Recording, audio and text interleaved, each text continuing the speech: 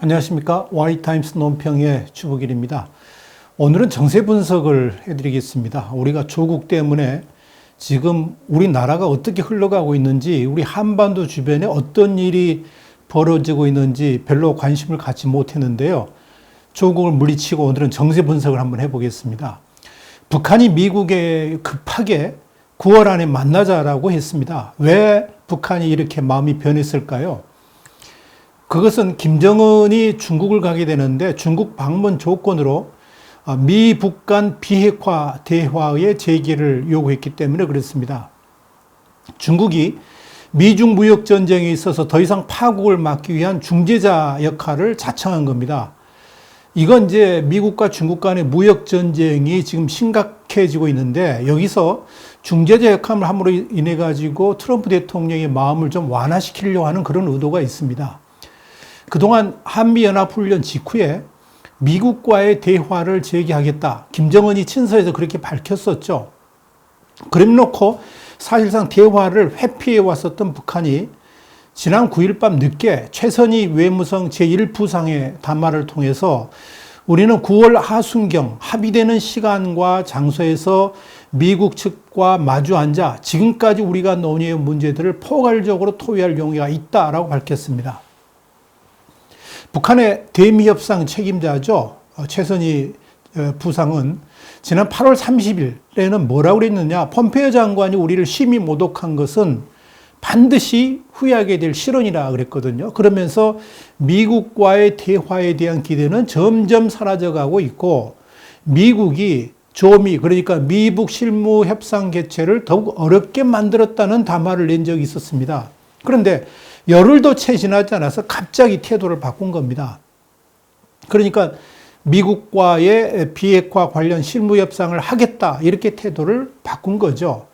그렇다면 북한은 왜 그렇게 갑자기 태도를 바꿔서 미국과 대화를 제의했을까? 궁금하지 않습니까? 왜 그랬을까? 그동안 미국과 대화를 약속하고도 질질 끌면서 오히려 미국에 대해서 적대적 태도를 보였던 북한이 왜 이렇게 180도 다른 방향 전환을 했을까? 우선 북한의 방향 전환 시점을 주목해 볼 필요가 있습니다. 중국의 왕이 외교부장이 북한을 방문한 직후에 이런 변화가 이루어졌습니다. 대외적으로는 이 왕이 부장의 북한 방문이 북중 수교 70주년을 맞아서 김정은의 베이징 방문 초청이라고 했습니다마는 우리 신문이 중국의 외교 소식 통도를 통해서 취재한 결과 보니까 북한 김정은이 먼저 북중 수교 70주년을 맞아가지고 베이징을 방문하겠다. 그래서 시진핑 주석을 만나겠다라고 의사표명을 했고요. 여기 대해서 이제 중국 당국이 뭐라고 그랬느냐. 지금 미중 간의 비핵화 협상이 이렇게 교착된 상태에서 중국으로 올 경우 오히려 중국의 국익에 도움이 되지 않는다는 그런 판단을 했다는 겁니다.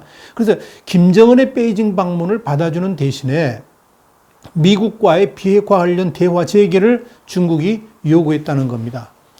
그러니까 왕이 외교부장은 지난 2일부터 사흘간 북한을 방문해서 리수영 북한 외무상과 회담을 가진 바 있죠.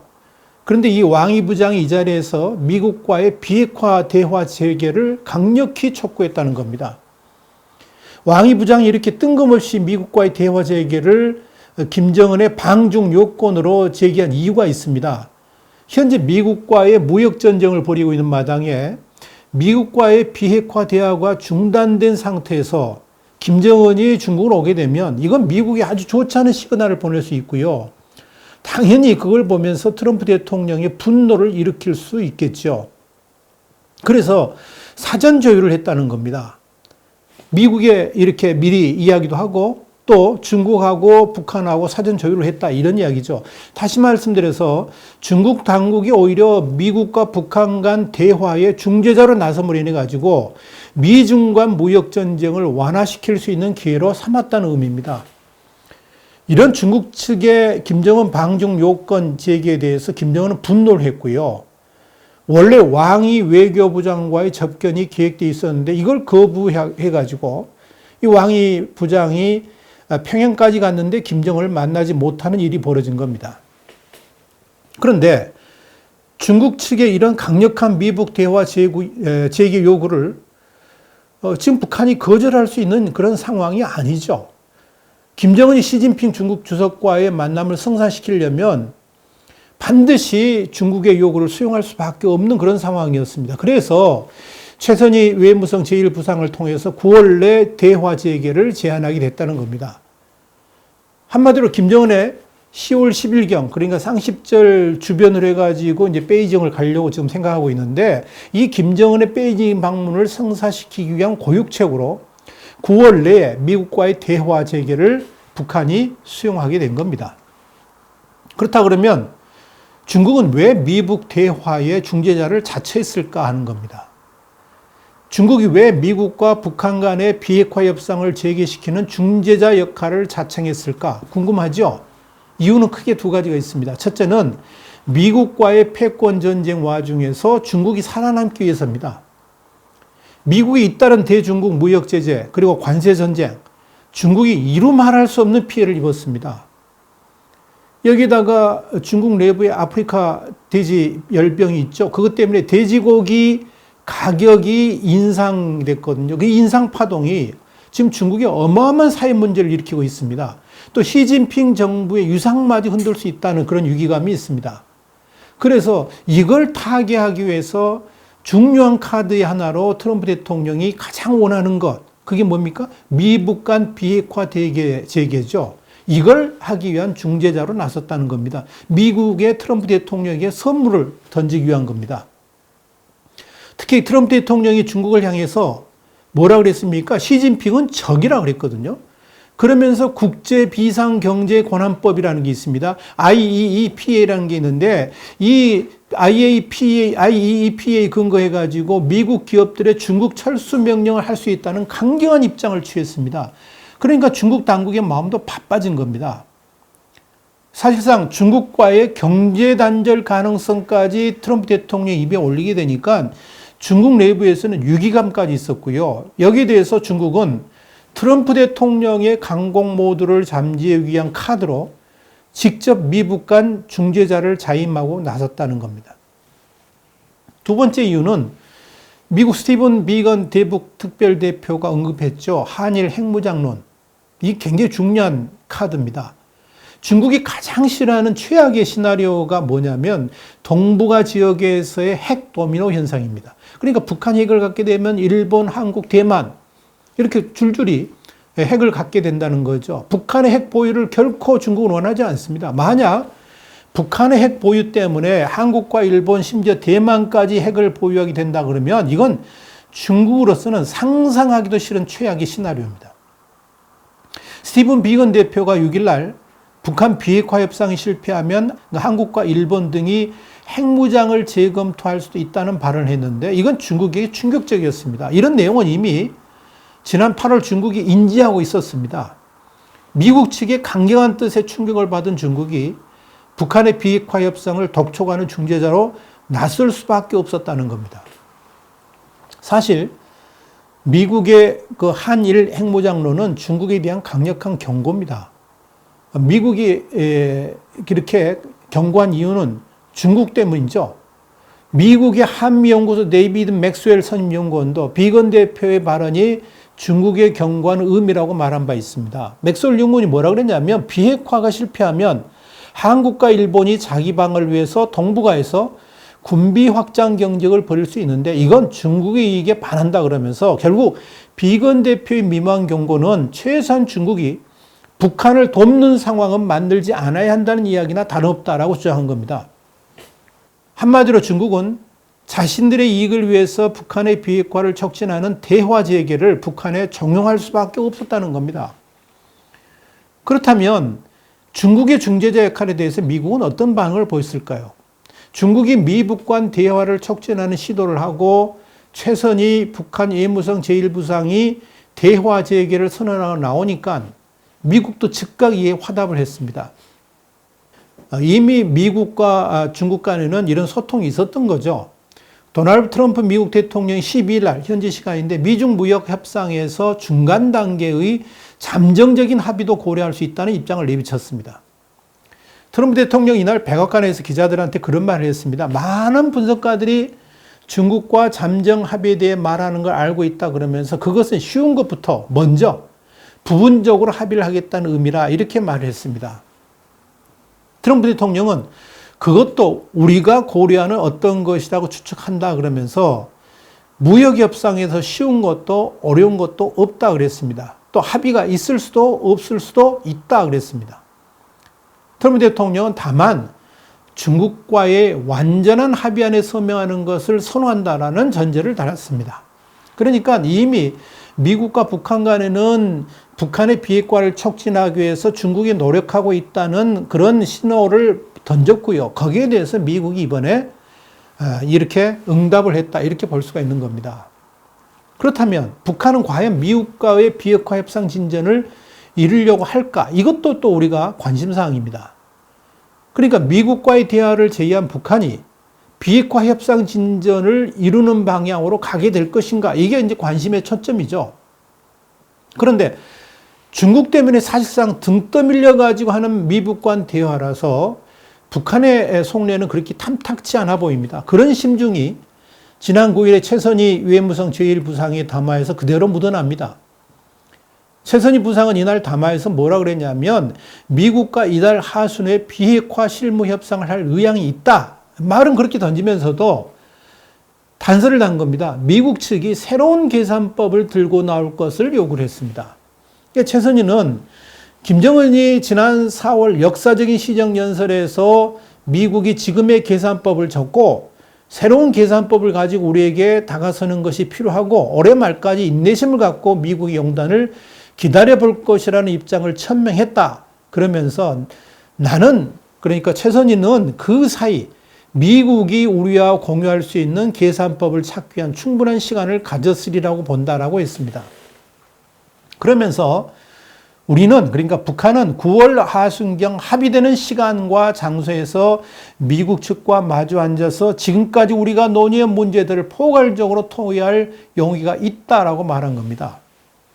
최 부상은 특별히 나는 그러니까 최선희는 미국 측이 조미 그러니까 북한과 미국 쌍방의 이해관계에 다 같이 부응하며 우리에게 접수 가능한 계산법에 기초한 대안을 가지고 나올 것이라고 믿고 싶다 그랬습니다. 만일 미국 측이 어렵게 열리게 되는 조미 실무 협상에서 새로운 계산법과 인연이 없는 낡은 각본을 또다시 만짝거린다 그러면 조미 사이에 북한과 미국 사이의 거리는 그것으로 막을 내리게 될 수도 있다라고 배수의 진을 친 겁니다.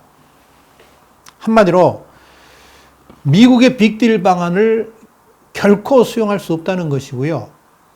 미국 측이 새로운 스몰딜 방안을 제시하지 않는다면 대화는 끝장날 것이다 이렇게 경고를 한 셈입니다. 이런 최후 통첩성의 북한 주장에 대해서 미국은 어떻게 대응할까요? 미국이 어떻게 반응을 할까요? 우리가 여기서 주목해 봐야 될 것은 미국이 또다시 대북 제재 카드를 꺼냈다는 겁니다. 그리고 미국은요, 분명한 거지만 빅딜 외에는 다른 방안이 없습니다. 북한의 대화 제의에 대해서 미 국무부가 아직 북한과의 대화 재개를 위한 의미 있는 만남이 이루어지지 않고 있다라고 그랬습니다. 9일날 미국 국무부 대변인이 밝힌 겁니다. 그러면서 미 재무부는 13일날 현지 시간인데요. 북한의 해킹그룹 3곳을 제재 리스트에 올렸습니다. 그러니까 한쪽으로는 대화를 하자 그러면서 제재는 제재대로 하여 나가는 거죠. 미 재무부 해외자산통제국 OFAC인데요.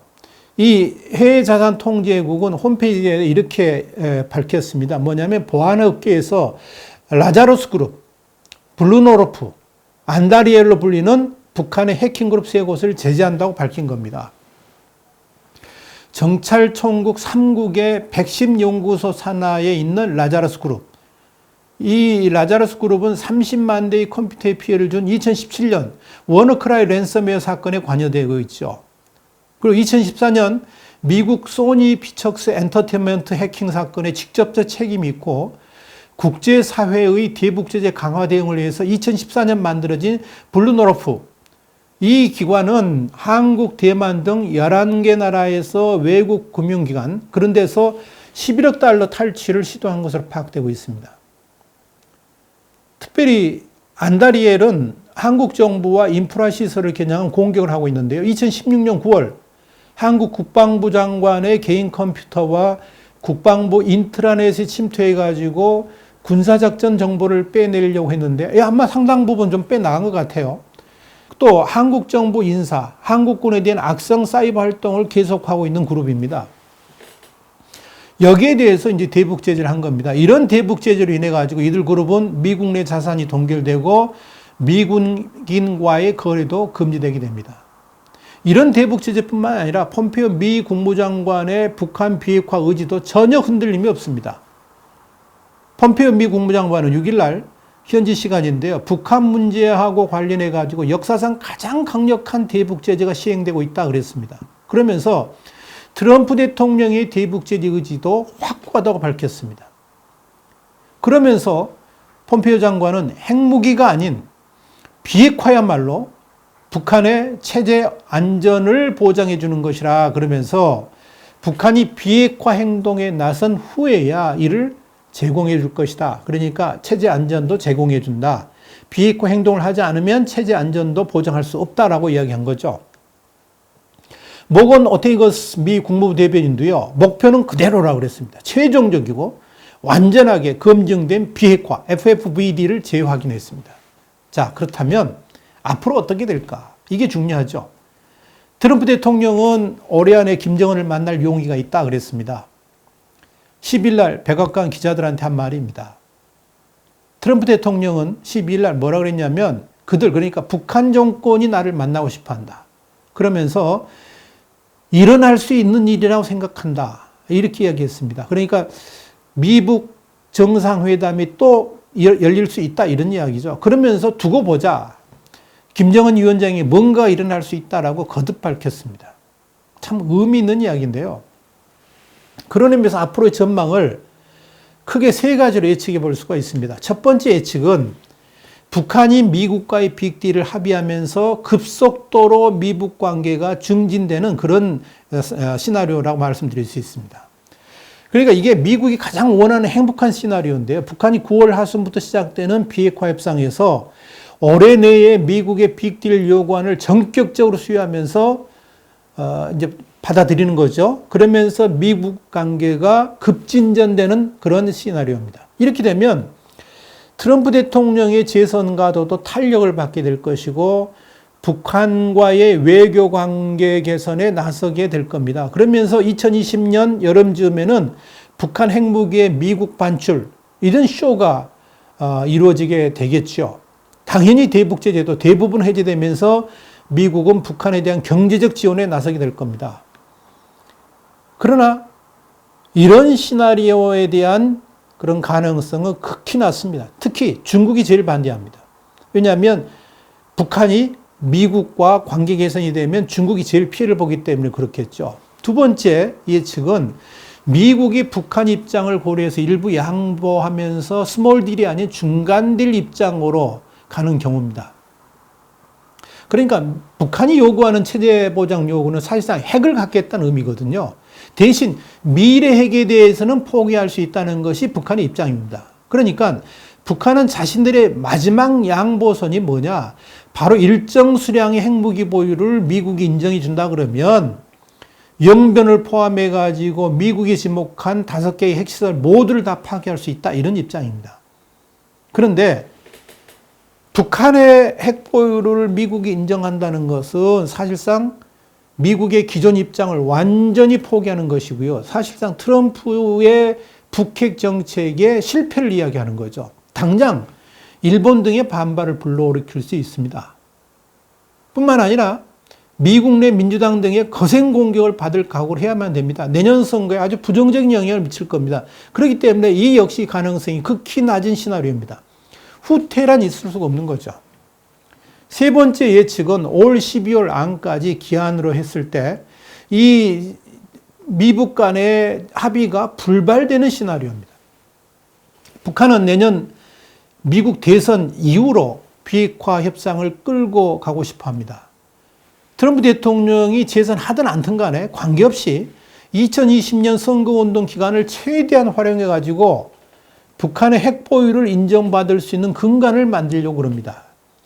그래서 계속해서 북핵의 고도화를 노리고 있겠죠.